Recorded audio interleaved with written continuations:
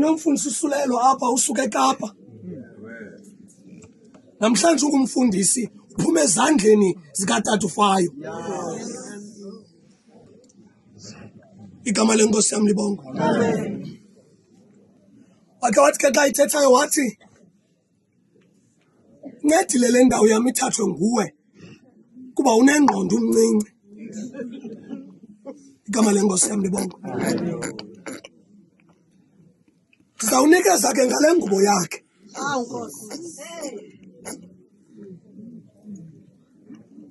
Kuba ikhethi xa iqhonywayo le ngubo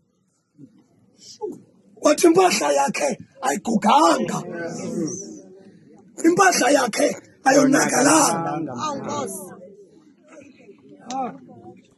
Kwinxwaleko